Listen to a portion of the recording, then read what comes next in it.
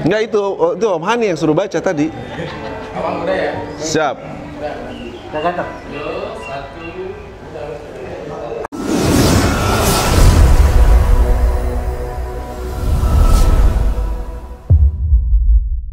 Assalamualaikum Pak Haji. Waalaikumsalam warahmatullahi wabarakatuh. Siap. Selamat siang Pak Haji. Selamat siang. Gimana, sehat nih? Alhamdulillah. Jaga kesehatan terus ya. Ganggu waktunya sebentar nih. Siap.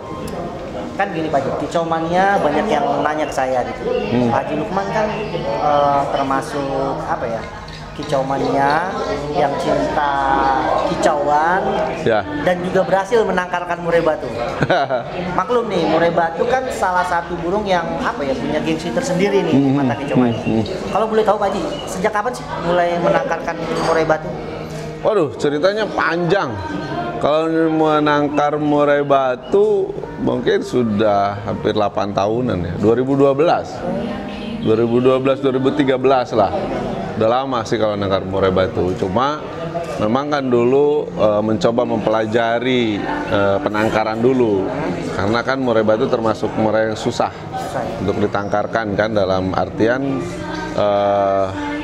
ya kita ingin menjaga kualitasnya seperti apa supaya turunannya tetap berkualitas. Itu nggak gampang kan.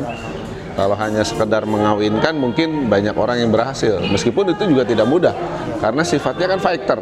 Ketika dia dengan betinanya cuma ketika berdua ya mungkin nggak ada masalah, tapi ketika masuk di dalam suatu lingkungan peternakan di mana ada jantan yang lain, sementara sifat murai itu adalah menguasai, dia bisa menghajar betinanya karena nggak mampu menghajar jantan yang lain karena beda kandang kan. Itu sering terjadi, sehingga itu pelajaran-pelajaran yang kita harus dalami ya ketika kita mulai menangkarkan. Nah dari situ alhamdulillah dalam setahun 2 tahun waktu itu kita sudah mulai bisa secara konsisten ya untuk bisa breeding, nah, artinya memproduksi hasil-hasil tangkaran kita begitu. Jadi start 7-8 tahun lalu lah saya mulai sebetulnya. Oke kicau mania, itu tadi kita dapat penjelasan langsung dari Pak Haji ya. Siap. Ternyata Pak Haji ini udah mulai menangkarkan murai batu sejak 7 atau 8 tahun yang lalu. Jadi emang nggak mudah menurut beliau. Ya. Terus pemilihan materi sendiri Pak Haji gimana Pak Haji? Pak Haji selektif nggak sih milih-milih? Jadi memang saya dulu mulai ngambil satu bedol desa lah, satu rombongan banyak dari sekitar Jawa Timur kan, ambil 10 pasang waktu itu ya, kita mulai yang sudah memang di sana sudah berjodoh kan, tapi kemudian kita mempelajari dari situ. Tadinya saya ingin merubah penangkaran murai ini sebagai sebuah industri. Nah, jadi bukan lagi sekedar hobi tapi industri. Nah, ini yang tentu ada kalau industri itu ada pakem-pakemnya kan ya. Ada pakemnya dari mulai konsistensi, volume, artinya volume itu jumlah yang ditangkarkan, kemudian konsistensi produksi, terus tentu kualitas, kuantitas, terus kontinuitas, kira-kira gitulah skala industri. Nah itu sebenarnya ingin mempelajari itu. Nah itu pelajaran-pelajaran itu ternyata butuh cukup waktu lama. Itu saya sudah mulai pernah misalnya menetaskan burung dengan mesin, tidak pakai dirami, itu pernah kita coba, berhasil.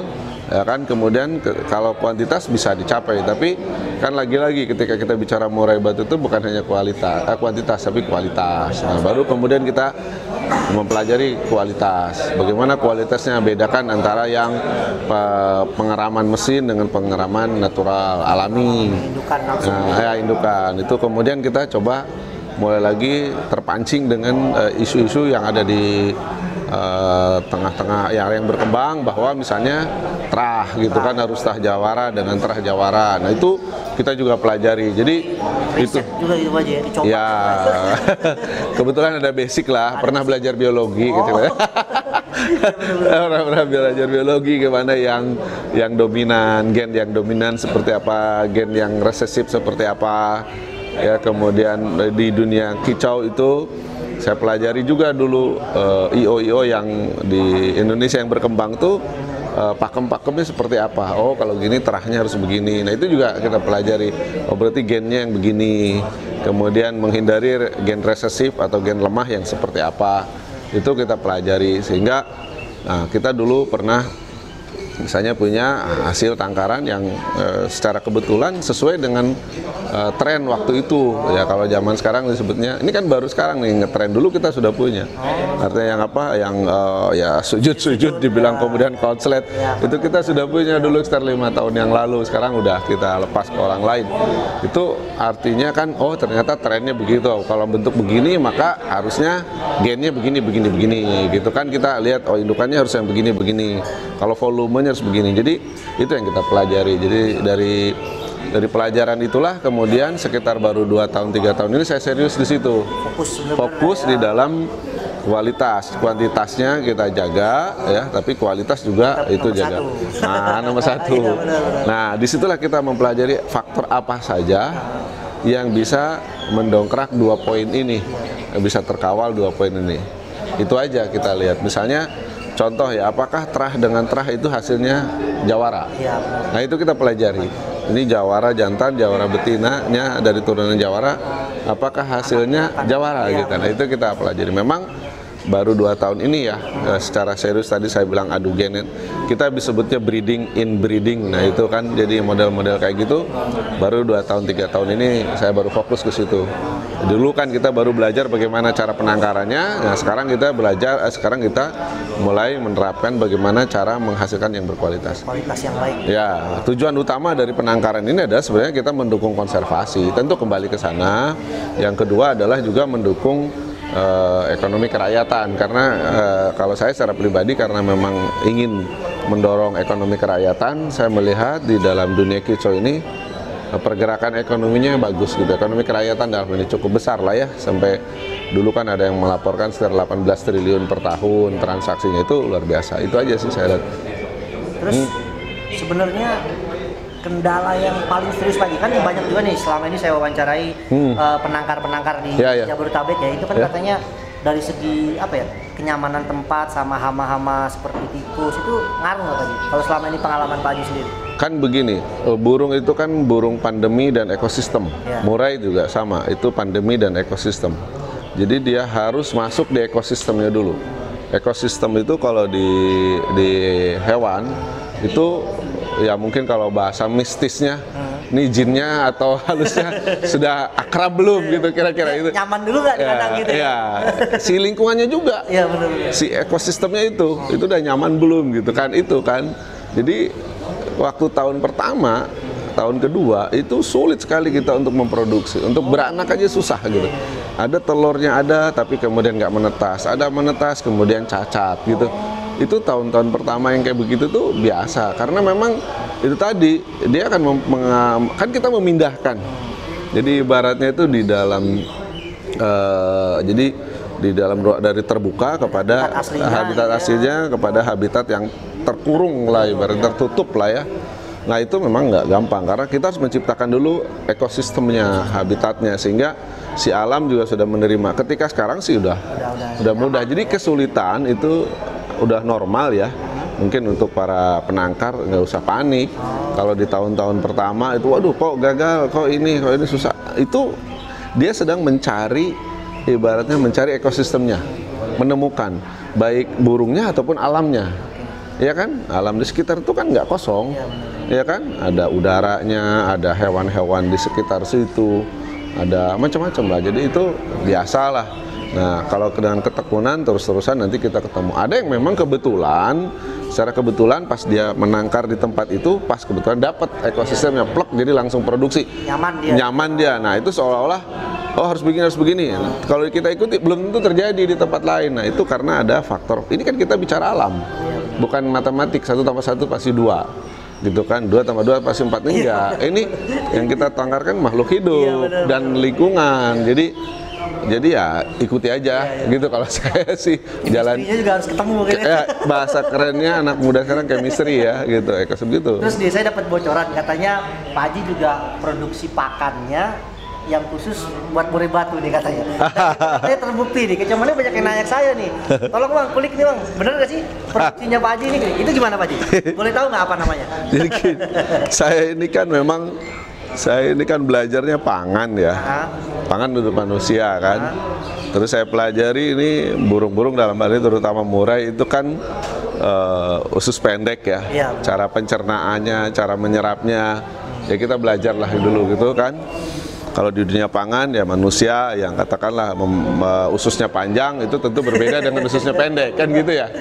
Nah maka ketika usus pendek itu ada hal-hal yang harus kita siasati. Nah saya yang melihat begini, kalau untuk murai itu kan dia harus kuat otot ininya, kemudian tentu juga otot tulangnya kan gitu. Jadi nah itulah yang kemudian kita bicara, oh kalau begitu maka dia membutuhkan nutrisi selain nutrisi standar ya, karbohidrat, protein dan lemak dengan kadar-kadar yang tertentu.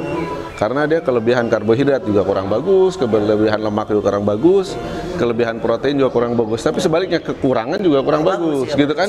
Ada orang yang mengatakan kalau dia tidak boleh melemak, maka dikurangi lemaknya sampai sekecil-kecilnya, belum tentu bagus juga, gitu loh. Jadi makanya ada treatment. Setelah itu kita juga harus menambahkan vitamin-vitamin yang untuk kebutuhan itu, karena kayak seperti murai itu kan selain suara, bulunya juga kan harus bagus. Nah maka vitamin dan trace element itu mineral yang bisa mendongkrak itu sehingga dia tidak lemah. Karena dengan murai-murai yang kira-kira kekurangan di antara karbohidrat, protein, lemak, karbohidrat, protein, lemak dan mineral dan vitamin kurang komposisinya, atau ada yang kurang di situ, ada yang tidak ada bahkan, itu pasti kualitasnya juga akan berpengaruh. Nah makanya saya cobalah oret-oret bagaimana nih ya untuk hariannya dulu deh, saya bilang yang penting harian, karena dia hariannya juga harus tetap performnya kan terjaga. Kalau murai ya kan beda gitu loh, karena ini dalam pengertian khusus burung lomba ya. Nah, dia harus tetap terjaga, maka waktu hariannya pun makanannya harus tertakar gitu loh kan, tertakar nolanya. Makanya saya cobalah membuat ini kayak misalnya kayak ini yang Magnum Pur misalnya. Oke. Nah, ini kecoman ya. Ternyata Pak Haji juga riset nih. Ini riset. Sembarangan. Dia udah coba di murai batu kesayangannya.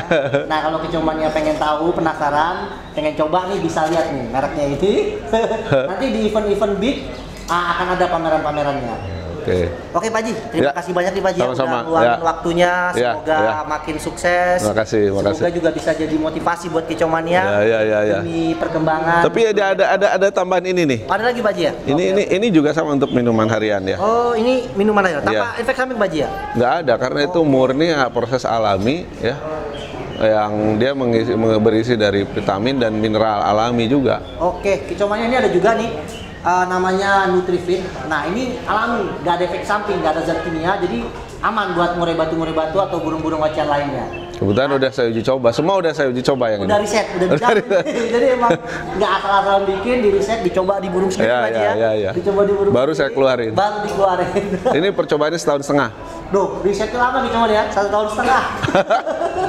Jadi emang nggak sembarangan, nggak asal-asalan, dibuktiin di burung-burungnya sendiri. Udah terbukti di gaconnya Pak Haji, baru dia produksi massal, bisa diperjualbelikan bebas. Oke Pak Haji, makasih banyak Pak Haji ya. Assalamualaikum warahmatullahi wabarakatuh. Salam kecomannya.